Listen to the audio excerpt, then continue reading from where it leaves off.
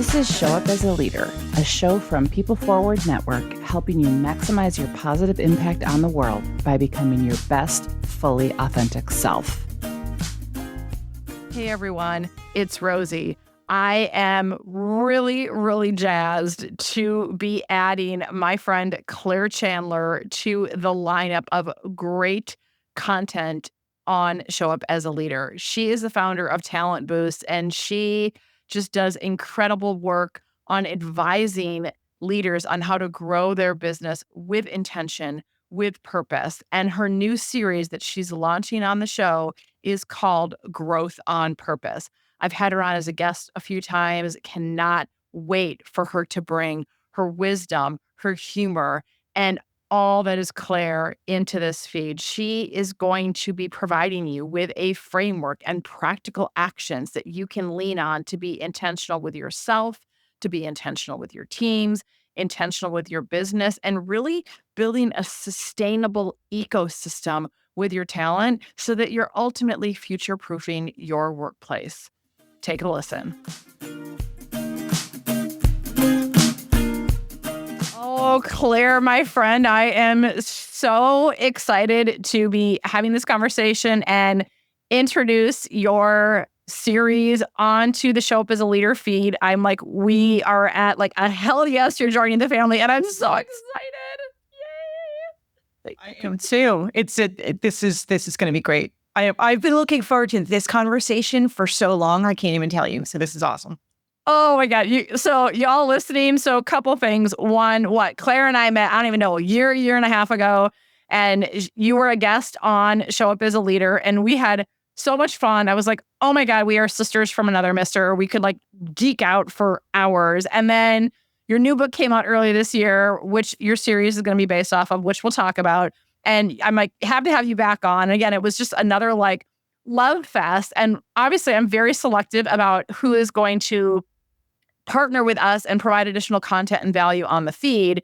And when a spot opened up, you were literally the first person who popped in my head. I'm like, I cannot think of anybody else, but I think of the other content that is on this feed with the other series. I'm like, oh my gosh. So I am just like, I'm so excited. But for people who have not listened to your other two episodes, which I think we'll link them in the show page, y'all got to go listen to them because it's amazing. But people need to get to know you, Claire. So let's talk a little bit about just kind of what brought you here, a little bit about you, and then we'll talk about your upcoming series and what people can expect and give them a little taste today. Awesome. Love it. And so honored to be partnering with you on this. It's going to be just awesome. So you already know this, but for your listeners who don't know anything about me, I am a survivor of both cancer and corporate. And if you put me to a choice, I'm not sure which one is like the bigger feat, but I'll tell a quick story if I can. Yes, it's my favorite story ever. So it's one of these stories that's so like cringy, but I think we'll kind of give people a background. So picture it was about 2010, I want to say. And I was working in corporate America, traveling 3 weeks out of 4, just living out of a suitcase and all of that. And one of the weeks that I was actually in my corporate office, I was on my way walking back to my office from the ladies' room. I think I had about a 2-minute window between meetings. And my boss stopped me in the hall. And he goes, "You need to tone down your walk." And I'm like, so eloquent. I go, what? Like what? And he goes, your walk, it's too bouncy, it's too happy. And people are starting to think that maybe you know something they don't, like you're up to something. And I'm like, okay, cool. Good tip. Thanks for that. And I'm going to go back to my office. Now, spoiler alert, I didn't change my walk. People have been commenting on my walk my entire life. I have a big brother. He would always pick on me. I had this habit as a kid of walking on my tippy toes. I don't know why. I was short as a kid. I don't really know the story. But I've always had like this characteristic walk, and people always remarked on it. And so that little exchange with my boss, in hindsight, was very emblematic of corporate culture done wrong, right? And I think in our first podcast conversation, I went on an absolute rant, which I will shorten here, about the mixed messages that corporate organizations give to would-be employees, right? One of which is they will advertise for candidates with quote unquote entrepreneurial spirit. And then the very first thing they do is mandate conformity. And that was encapsulated in this brief exchange that I had with my boss at the time, right? Because it was sort of the come into HR. I hadn't worked in HR very long at that point. I was not a sort of a traditional HR career path kind of a person. I had spent the earlier part of my career in communications and marketing and customer relations and all of that.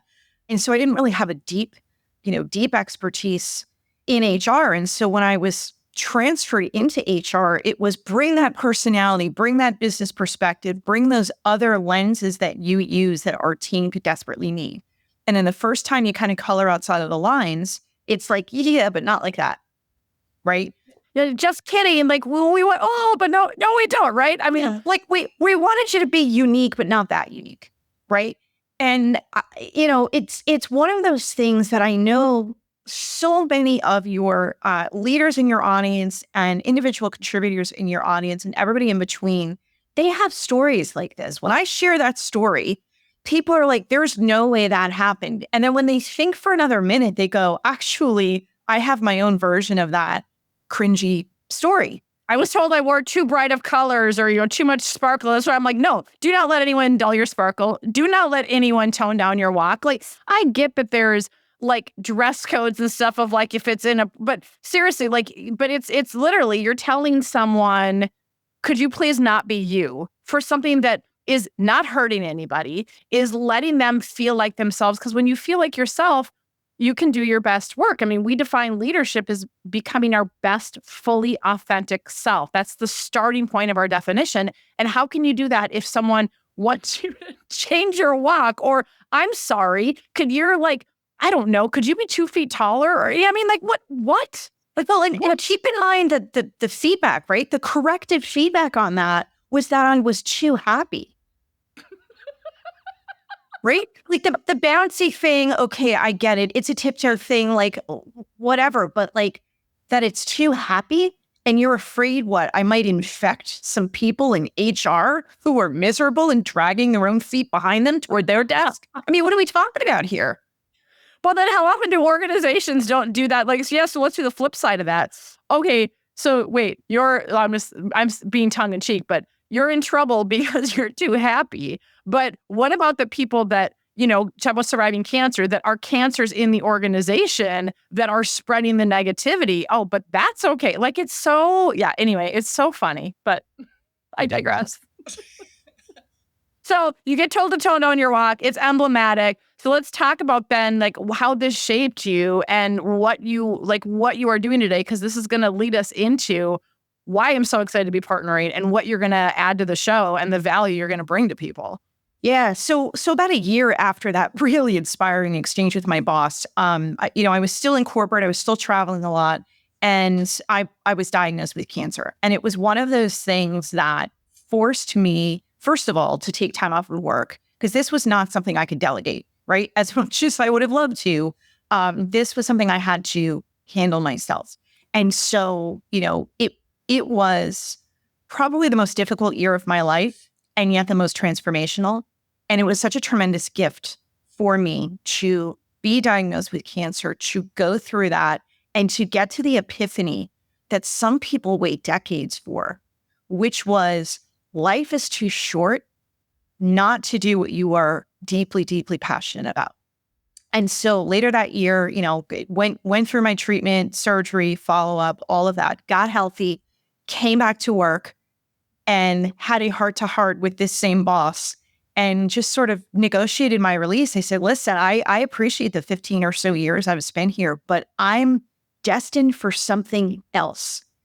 And he, of course, was like, well, what's your plan? I'm like, I don't actually have one, to be honest. I appreciate the question, but I don't have one. I just know that if I stay on this trajectory, I am going to blink and it will be 10 years down the road and I will have missed my shot. And so we negotiated an amicable divorce from corporate. I left a few months later, And I launched myself into the entrepreneurial unknown, not really knowing what form my business would take, what my calling would actually be about.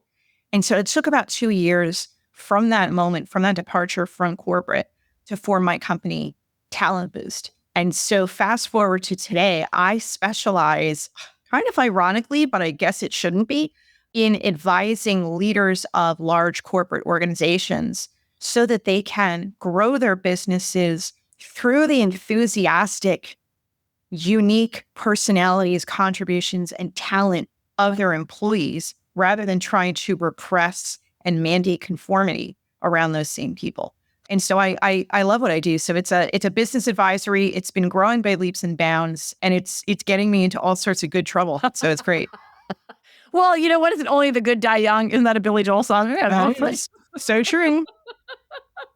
right. Well, and I love that because I love what you just said. I was trying to jot it down, but it's how do we grow and elevate and enable and elicit the best uniqueness, the walks, the whatever out of people rather than suppressing it. And I think in today's day and age, there are so many people who are suppressing parts of themselves for one way or the other, feeling like they can't speak up and have their voice be heard. I mean, I know Crucial Learning has all kinds of data about how 90% of people are not speaking up. You got people who feel like they have to be something other than they are, whether it is race or gender or religion or political or whatever it is. I mean, there's so much of people because there is this fear of people who are different than us. There is this fear of the unknown. And it's like, oh, but if I cling tightly to people who are like me, think like me, talk like me, believe like me, then I feel safe and then I'm affirmed. Versus if I sit with somebody who has a different walk than me, believes something different than I do, looks different than I do,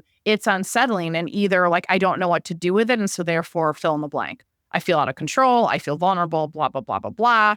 Or it is, I'm not going to know what to do. And then therefore that's really unsettling. Or, I might learn something that I'm going to have to face that is cringy. And instead it's how do we lean into that and work through our own crap, right? Our own head trash, our own discomfort, so that we can get uncomfortable, so that we can grow, so that we can go, you know what? I don't know where this is going or this is cringy for me, but I care more about the company or this team or these people in front of me. And I'm so all in because, this is what I'm so passionate about is normalizing the messiness of being human. And I love that you are doing this on a day in, day out basis. I love that you survived cancer. I love that you survived corporate, and not all corporate is bad people. The whole point is Claire and I and others, we have businesses because we're trying to help. And there are people out there doing great things and they get it.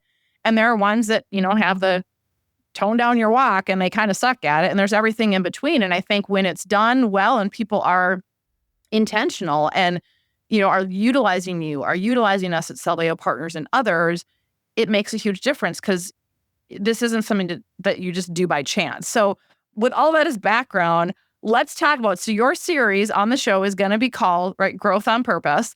And I am super, super excited about it because your book is amazing and the conversation we had is amazing and the work you do is amazing. So give us a little sneak peek, give us a little taste of what can leaders expect from your series and what does it mean? What are you going to be walking them through so they can grow on purpose? Yeah, I love that. So you just used a really important word, which was intentionality. There's kind of a dual meaning behind the word purpose in the title of my newest book, Growth on Purpose, and the title of this series that is, sort of a deep exploration of that same book. And it's all around purpose being the mission of an organization, right? What are they in business to accomplish? I think part of that is inspired for me by my journey through cancer, where it really was the wake-up call for me to question, had I lost sight of my own why? Had I lost sight of my own internal compass? And then the other play on words with that, with the word purpose, is around intentionality, is around leaders and organizations and the talent they are trying to motivate and mobilize around conscious choices in the right direction and in the right way. And so the book, which came out earlier this year, is an exploration of a framework that I have developed over the years, not just as a consultant, but during my time in corporate America. Because as you said, not all corporate is bad. I spent just about 15 years in that particular company. I wouldn't have stayed that long if it was horrible. And even that exchange with that boss was just sort of It was typical, but it wasn't horrible, right? But I did find that I could do so much better and have a bigger impact and have a deeper, more fulfilled life on the outside of those walls and not within them, right? And I think so many employees, so many people within the workforce, so many leaders at every level are questioning whether they have lost sight of their own why. And so this series, like the book, really is a deep dive into that framework. And it is designed specifically for leaders who have a little bit more power, who have a little bit more authority, who have a little bit more choice in the types of businesses they're building and the types of talent they are attracting. But really, every time someone reads the book, they reach out to me and they say, I know you've aimed this at leaders, but I have to tell you, anybody in an organization is getting value from this. I'm getting value. I'm an individual contributor. I'm getting value. I'm a solopreneur. And so it's been deeply gratifying to understand that the book, the framework, the vision that it paints, and the tactical, practical actions that it walks you through, have really kind of been making a mark, which is really all I was setting out to do. I love it. I love it. So it's going to be a framework and some fun. Of course, there's going to be, but some very practical, tactical tools and items and things that people can use to grow on purpose, to be intentional, right? For themselves, for their teams, for their businesses. Is that essentially what we're up for?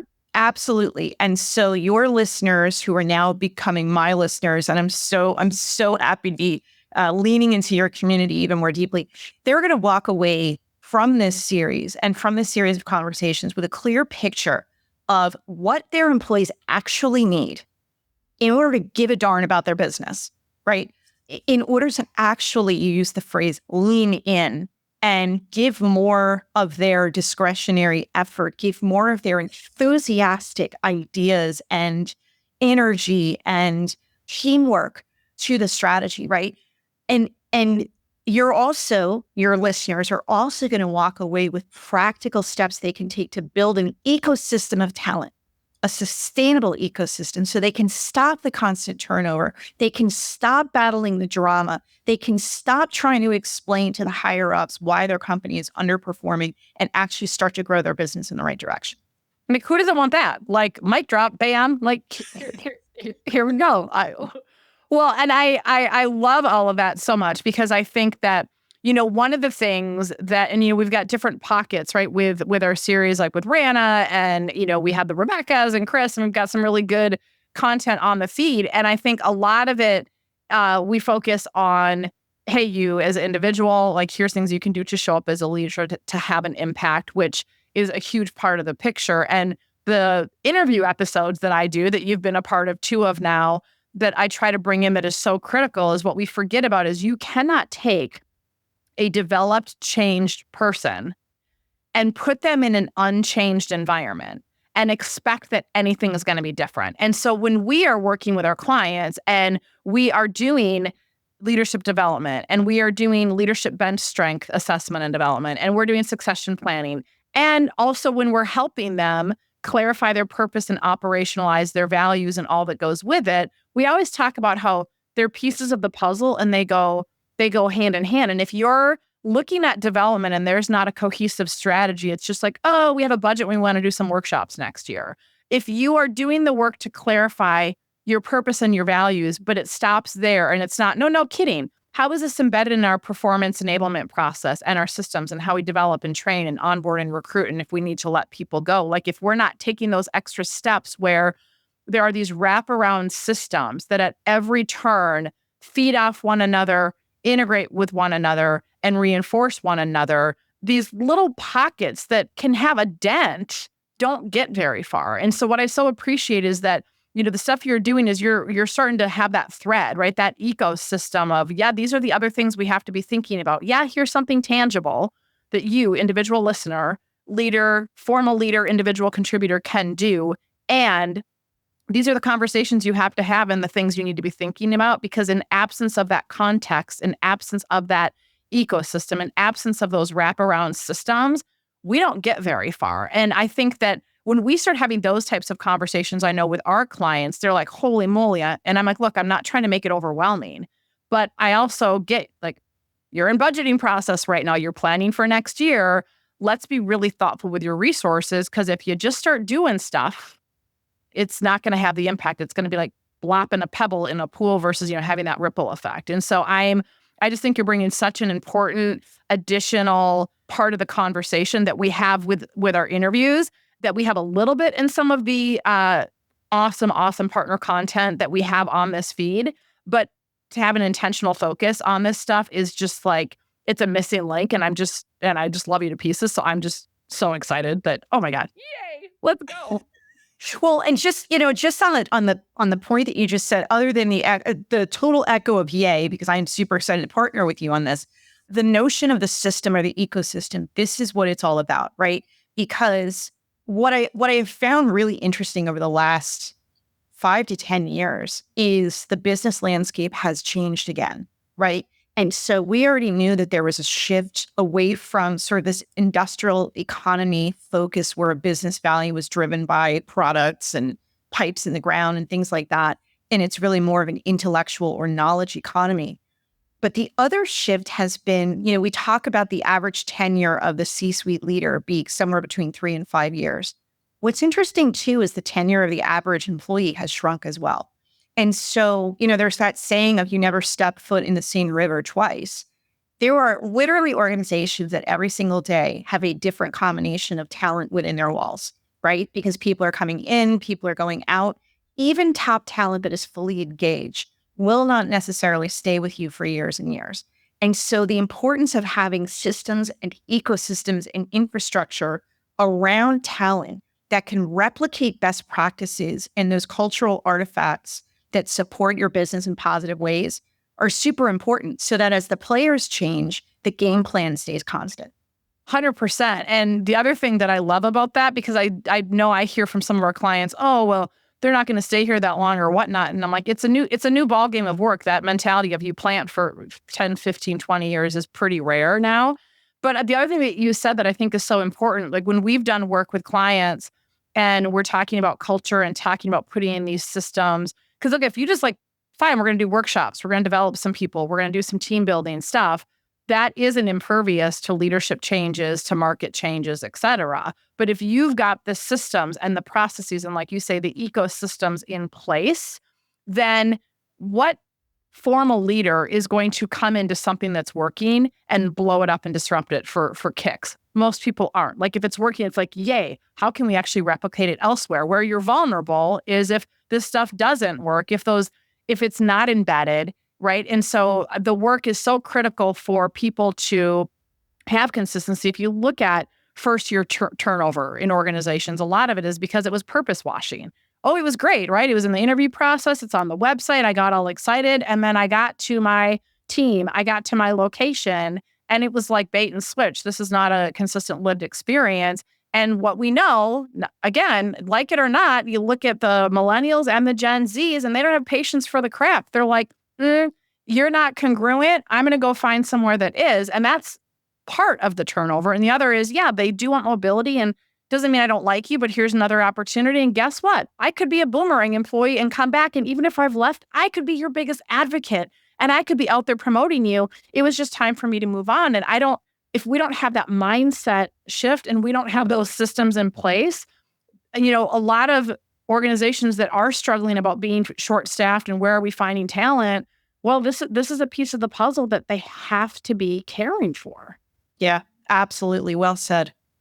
I don't want to give it all away. I am just so excited. Like, I think that the series is going to be amazing. You're going to kind of, again, walk through the framework. Each time people are going to have something. What is something that you want to entice people or give people today to think about to get them through until your episode launches, which will be monthly. I think they're going to be the third Wednesday of the month. So everyone make sure you're subscribed, tune in, go back and listen to previous conversations with Claire. If you haven't listened to our other content partners, they all really feed very nicely into this conversation of rehumanizing workplaces and show up as a leader. But Claire, leave us with just, some nugget to get us through until we get your first solo episode. All right. So this is kind of like planning your trip to Disney World. So I want to give you the fast pass, right? This is going to jump you to the front of the line. Everybody who's listening to this right now, I want you to go to growthonpurpose.com And there were two things there. First of all, if you want to buy the book and read along, it's not that I'm going to read the book to you, but we are going to unpack the framework. I welcome you to do that. But really what I want you to do is go take the Growth on Purpose scorecard.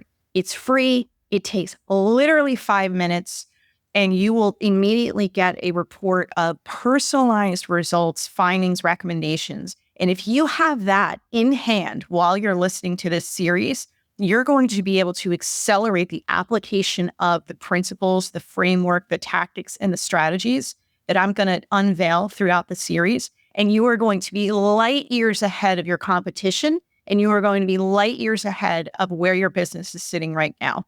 I love it. So fast pass ever. I mean, who doesn't want to fast pass? No one likes to stand in those lines. They're awful. So we're going to fast pass it. You're going to go to Growth on Purpose, do the scorecard. And I love it. You get a little handy guide. And I am so excited. I learn from you so much every time. And I can't wait for your series. And just let's rock it. And thank you for joining the Show Up as a Leader family. Well, thank you. I am honored that I was top of mind for you. I'm so super excited about this series. So I really appreciate you sharing your stage. I'm Rosie Ward, and this is Show Up as a Leader. To learn more, head over to peopleforwardnetwork.com and, of course, hit that follow button.